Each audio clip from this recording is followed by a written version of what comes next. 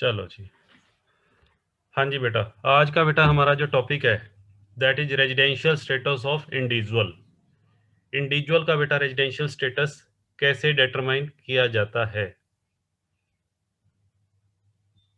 Individual बेटा क्यों कौन होता है? सेक्शन 231 में, सेक्शन 231 में हमने पढ़ा था इंडिविजुअल का मतलब बेटा क्या होता है।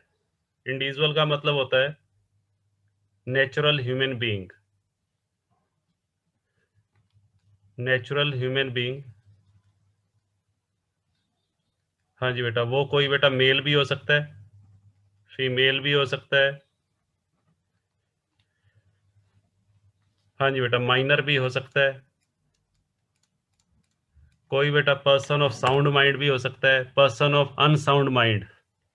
इंडिविजुअल में बेटा कौन से आते हैं? Natural human being, those beings which are created by the god, male female minor major, person of sound mind, person of unsound mind, even transgender. Even transgender भी बेटा इसके अंदर आएगा, इंडिविजुअल के अंदर। ठीक है, तो आज जो हम पढ़ने वाले हैं कि किसी भी इंडिविजुअल का, एक नेचुरल ह्यूमन बीइंग का रेजिडेंशियल स्टेटस कैसे डिटरमाइन किया जाता है।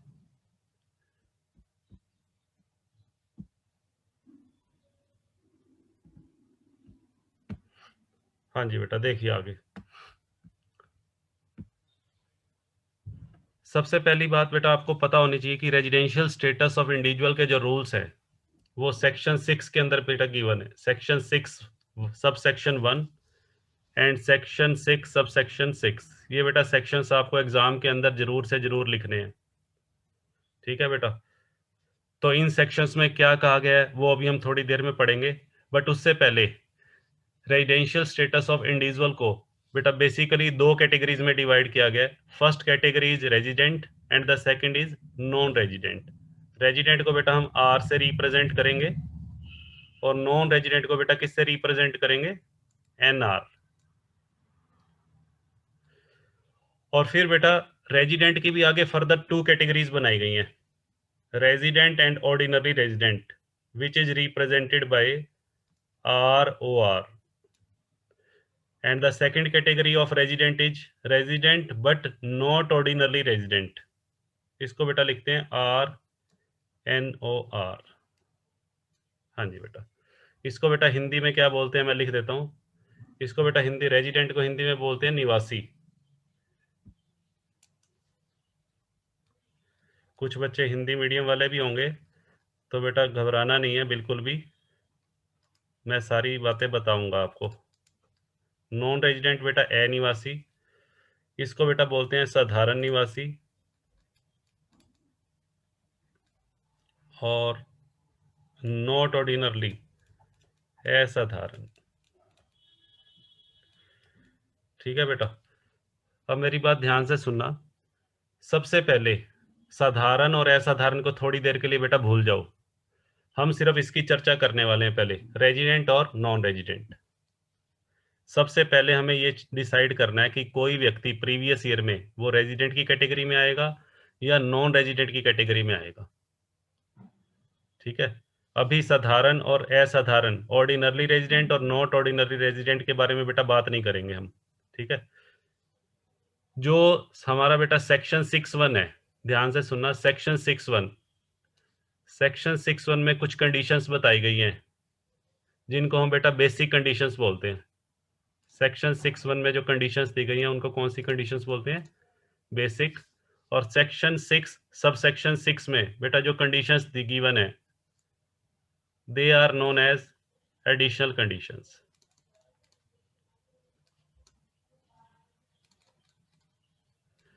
बेसिक कंडीशंस बेटा दो आएंगी। बेसिक कंडीशंस दो हैं, फर्स्ट और सेकंड, तो दोनों में से बेटा एक हमें फुलफिल करनी है।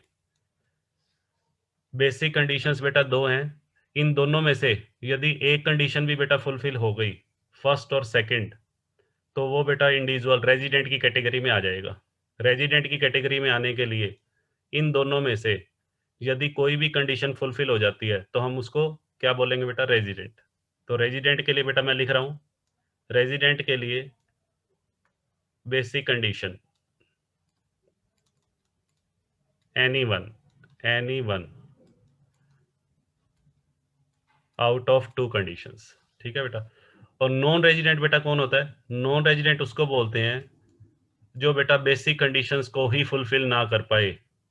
None of the basic condition, none of the basic condition. ठीक है बेटा। और जो एडिशनल कंडीशन बेटा मैंने बताई है, एडिशनल कंडीशन के बारे में अभी मैं बात नहीं करूंगा।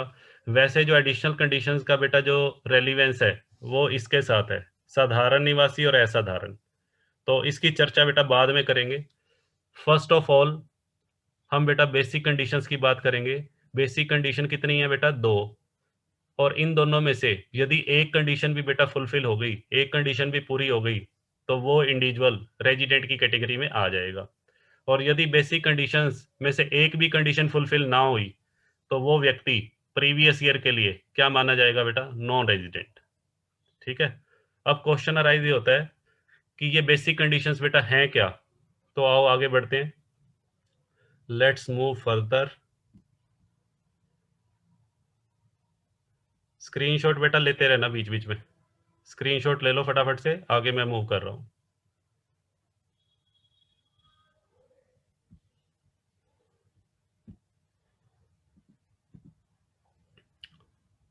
हाँ जी बेटा, बेसिक कंडीशन सभी मैंने बताया। हाँ जी बेटा, अंडर सेक्शन 6(1) और additional condition under section 6 sub section 6।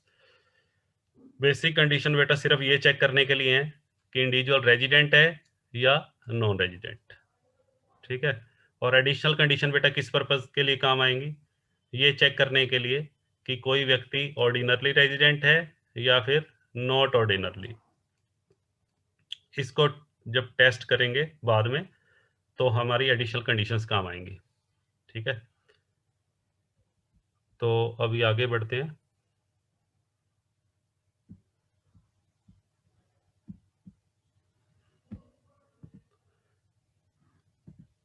हाँ जी बेटा, अब बेटा हम चर्चा करते हैं बेसिक कंडीशंस के बारे में। Basic conditions under section 6(1). हाँ जी बेटा, ध्यान से सुनिएगा।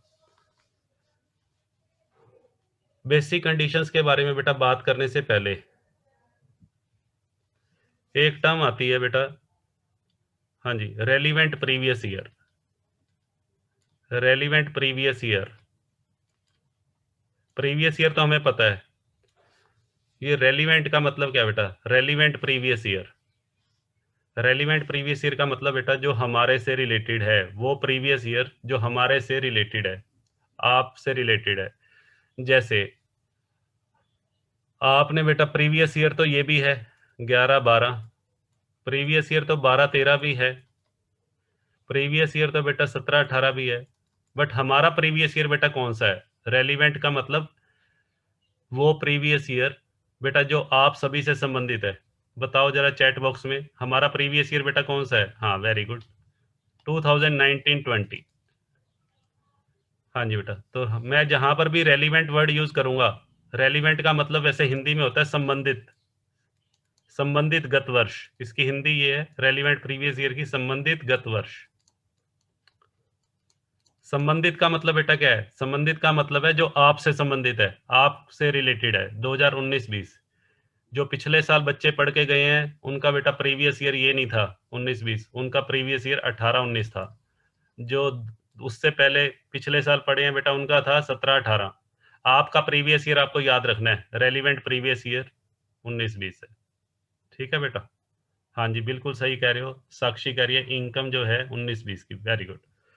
चलो जी, तो बेसिक कंडीशन बेटा क्या है? सुनो ध्यान से।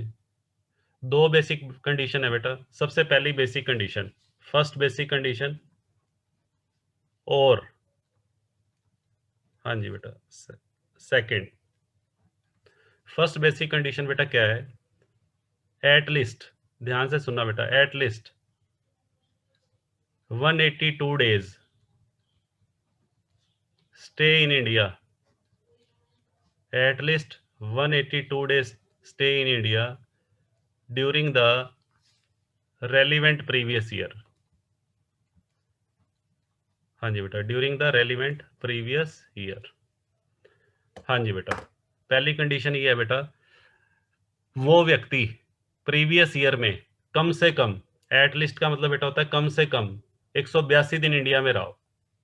हाँ जी बेटा, एटलीस्ट का मतलब बेटा क्या है, कम से कम। इसको बेटा ये भी लिख सकते हैं 182 डेज और मोर, 182 डेज और मोर। एटलीस्ट का मतलब बेटा ये है 182 दिन या उससे ज्यादा। ठीक है जी, स्टे इन इंडिया, इंडिया में स्टे किया हो, इंडिया में रहा हो during the relevant previous year. Relevant previous year बेटा मैंने बता ही दिया, 2019-20। ठीक है, तो ये फर्स्ट कंडीशन है बेटा, वो व्यक्ति इंडिया में कम से कम 182 दिन रहा हो। अब यहाँ पे ध्यान से सुनना, जैसे मैंने लिखा word stay in India, India के अंदर स्टे। अब इंडिया के अंदर जो स्टे है, वहां पे बेटा कुछ आपको रूल्स याद रखने हैं।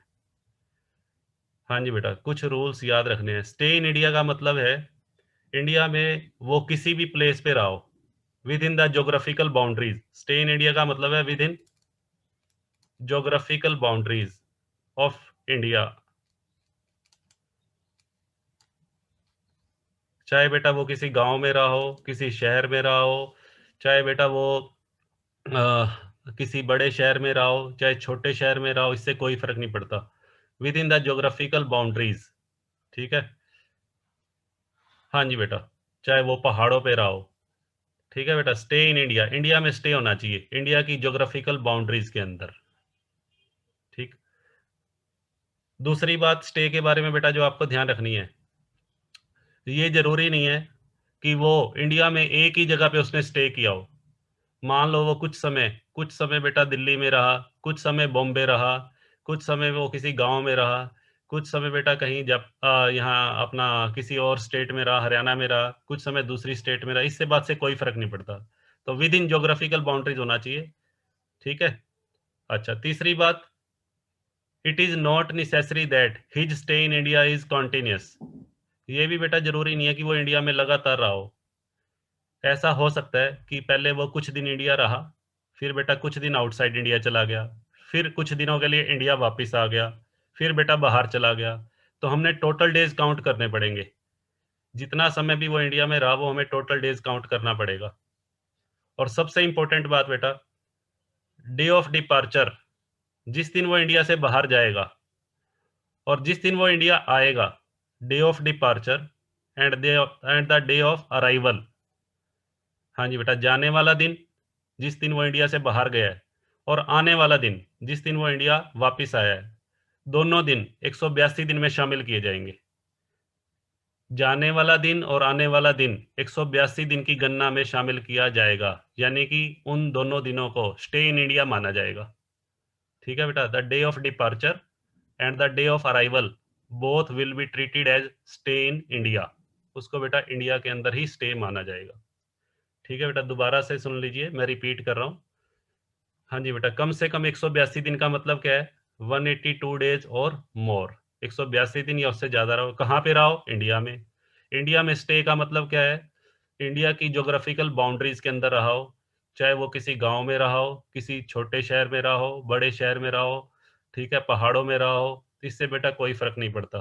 ठीक है, अच्छा ये भी जरूरी नहीं है कि वो इंडिया में एक ही प्लेस पर आओ, प्लेस बेटा बार बार वो चेंज कर सकता है, बट होना इंडिया में चाहिए।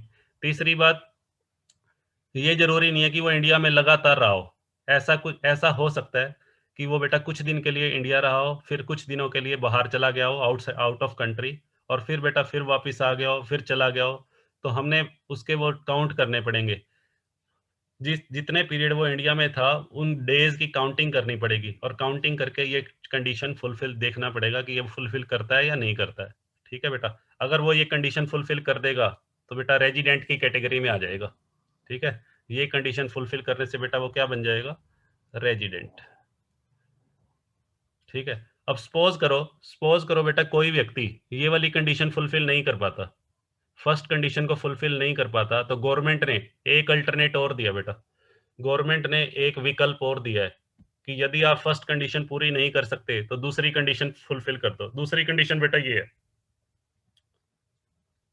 at least 60 days stay in India during the previous year, during the relevant previous year। हाँ जी बेटा, कम से कम 60 दिन का स्टे प्रीवियस ईयर में। ठीक है बेटा, रेलिवेंट का मतलब 2019-20 की बात चल रही है। 2019-20 में बेटा कम से कम वो 60 दिन इंडिया में रहा हो, प्लस एंड कह लो या प्लस साथ में बेटा at least 365 days, at least 365 days stay in India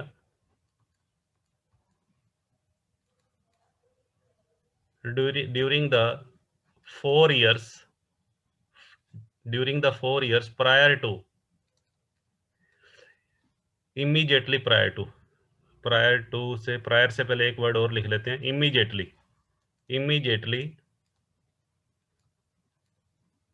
prior to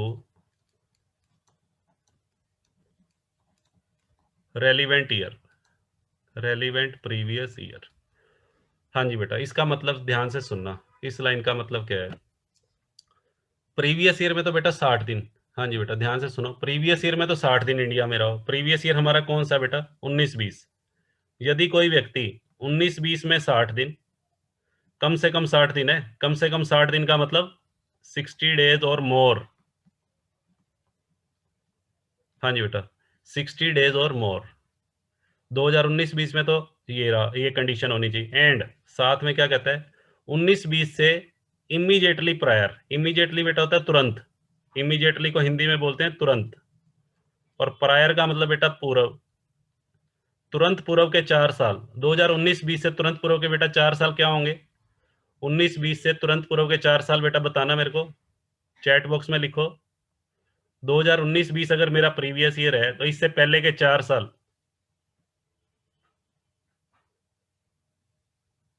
हाँ जी बेटा, एक तो 18-19 बनेगा बेटा, 18-19, हाँ जी बेटा 17-18, 17-18, और बेटा एक बनेगा 16-17, और एक बेटा बनेगा 15-16। ये 4 साल बेटा बनेंगे, 15-16, 16-17, 17-18 और 18-19।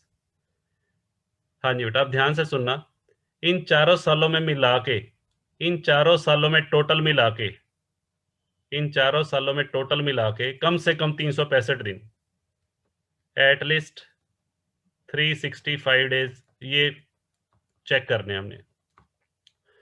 हाँ जी बेटा ध्यान से सुनो दोबारा से, दूसरी कंडीशन क्या है, प्रीवियस ईयर में तो बेटा कम से कम 60 दिन, प्रीवियस ईयर हमारा बेटा 19-20 है, 19-20 में कम से कम 60 दिन, और 19-20 से पहले के बेटा 4 सालों में, 19-20 से प्रीवियस ईयर से पहले के 4 साल बेटा बनेंगे 15-16, 16-17, 17-18, 18-19। इन 4 सालों में वो व्यक्ति कम से कम 365 दिन इंडिया में रहा हो। अगर बेटा ये सेकंड कंडीशन फुलफिल हो जाती है तो भी बेटा वो रेजिडेंट की कैटेगरी में आ जाएगा। हाँ जी बेटा, अगर ये सेकंड कंडीशन फुलफिल हो जाती है तो वो व्यक्ति बेटा किस कैटेगरी में आ जाएगा, रेजिडेंट। बताओ क्लियर है यहाँ तक, यहाँ तक बेटा क्लियर है। पहली कंडीशन ये 182 डेज वाली है, और दूसरी ये, दोनों में से कोई एक। हाँ जी बेटा, इसका स्क्रीनशॉट बेटा ले लो, स्क्रीनशॉट बेटा ले लीजिए फटाफट से।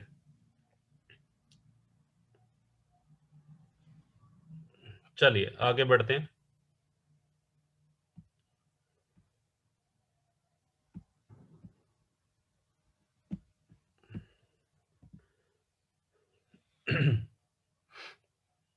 हाँ जी बेटा, ये मैंने बता दिया सब आपको।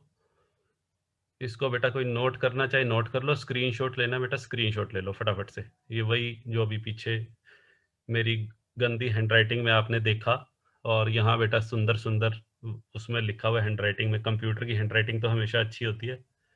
चलो जी, इसको बेटा आप नोट कर लो या स्क्रीनशॉट ले लो। हाँ जी बेटा, चलिए, और इसका बेटा सेक्शन जरूर याद रखना है, सेक्शन 6 सब सेक्शन 1। चलिए हम आगे बढ़ते हैं। हाँ जी बेटा, एक सम करते हैं बेटा, एक सम करेंगे। अजय थैंक यू बेटा, थैंक यू। अजय कह रहा है मेरी हैंड राइटिंग भी अच्छी है, चलो ठीक है बेटा, थैंक यू सो मच। हाँ जी बेटा, लो जी अजय, अजय आपका ही क्वेश्चन आ गया। हाँ जी बेटा। अजय क्या कौन है बेटा, सुनो। Ajay is a citizen of India. Ajay जो है वो भारत का नागरिक है। ही लेफ्ट फॉर ईरान ऑन 18 अप्रैल 2019। वो बेटा 18 अप्रैल 2019 को ईरान गया बेटा, and could not return to India till the end of financial year. और फाइनेंशियल ईयर 2019-20 में बेटा वो वापस नहीं लौटा, 31 मार्च तक, 31 मार्च तक भी बेटा वो वापस नहीं आया। एंड ऑफ ईयर का मतलब बेटा क्या है, एंड ऑफ ईयर का मतलब क्या है यहाँ, एंड ऑफ फाइनेंशियल ईयर का मतलब 31 मार्च 2020 तक वो वापस इंडिया नहीं आया।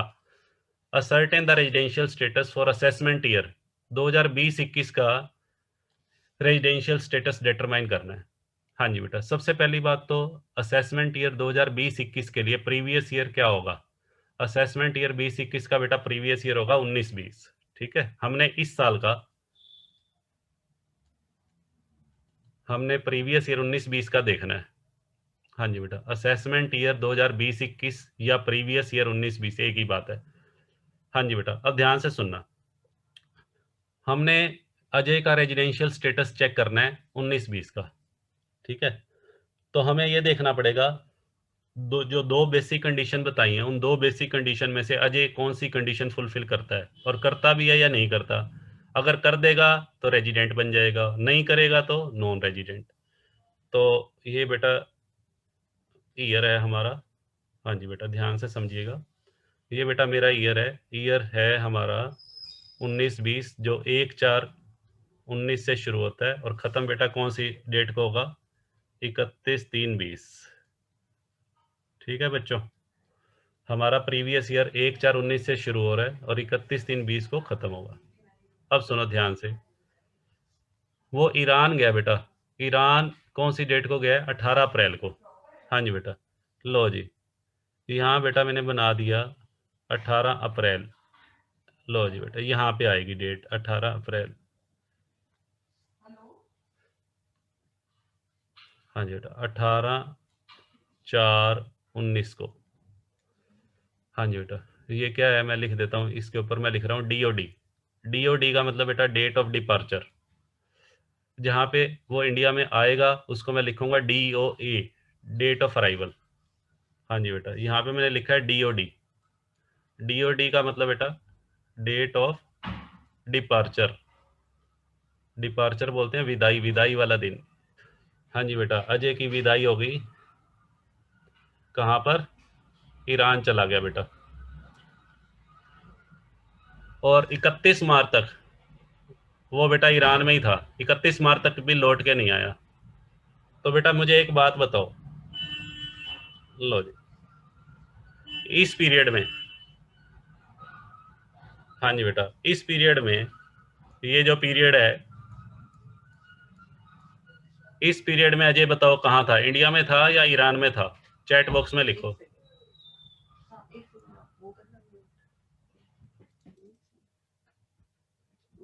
एक मिनट बेटा, पारस इंस्टीट्यूट से SCF लिखा हो, SCO SCF है।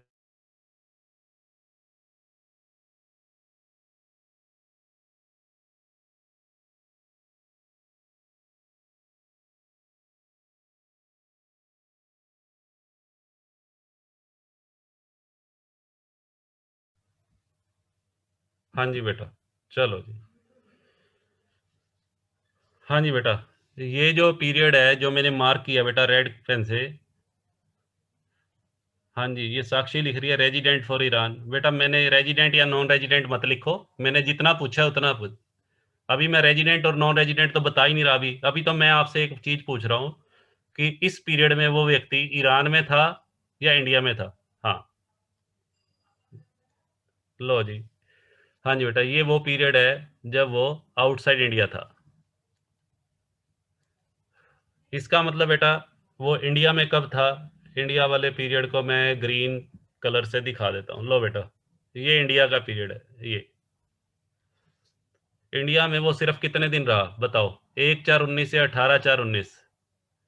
18 तारीख वाला दिन जिस दिन वो गया है वो इंडिया में स्टे माना जाएगा। 18 अप्रैल वाला दिन भी इंडिया में स्टे माना जाएगा। तो ये बताओ इंडिया में बेटा उसका स्टे कितने दिन का था, सिर्फ 18 डेज का। हाँ जी बेटा, तो यहाँ मैं लिख रहा हूँ number of days of stay in India, number of days of stay in India during previous year 19-20। 19-20 में बेटा वो सिर्फ इंडिया में रहा 18 दिन। अब मुझे एक बात बताओ, मैंने आपको दो बेसिक कंडीशंस लिखवाई हैं। पहली कंडीशन 182 दिन वाली और दूसरी 60 दिन और 300 182 दिन वाली कंडीशन बताओ फुलफिल होती है? हाँ जी बेटा, और दूसरी कंडीशन ये थी 60 डेज एंड 365 डेज। हाँ जी बेटा, पहली कंडीशन क्या थी? प्रीवियस ईयर में वो 182 दिन, कम से कम 182 दिन रहो एटलीस्ट। 182 दिन वाली बेटा कंडीशन फुलफिल नहीं होती। क्या दूसरी कंडीशन फुलफिल हो रही है? प्रीवियस ईयर में वो 60 दिन रहा हो, प्रीवियस ईयर में सिर्फ वो 18 दिन है, ना तो 182 दिन वाली फुलफिल होती, ना ही बेटा 60 दिन वाली। दूसरी कंडीशन भी बेटा फुलफिल नहीं हो रही। It means none of the basic condition, none of the basic condition, none of the basic condition is fulfilled. Therefore, Mr. Ajay falls in the category of, हाँ जी बेटा, अजय किस कैटेगरी में आएगा बताओ? रेजिडेंट लिखूं या नॉन रेजिडेंट? हाँ, Ajay falls in the category of non resident. कौन से प्रीवियस ईयर के लिए? ये नॉन रेजिडेंट बेटा हमेशा हमेशा के लिए नहीं है, ये नॉन रेजिडेंट बेटा हमेशा हमेशा के लिए नहीं है। कौन से ईयर के लिए बताओ? हाँ, फॉर प्रीवियस ईयर 19-20 कह लो, या बेटा for assessment year 20-21। Very good, very good. चलो जी, ठीक है बेटा, इसका बेटा स्क्रीनशॉट ले लीजिए सभी, ताकि मैं आगे मूव कर सकूं।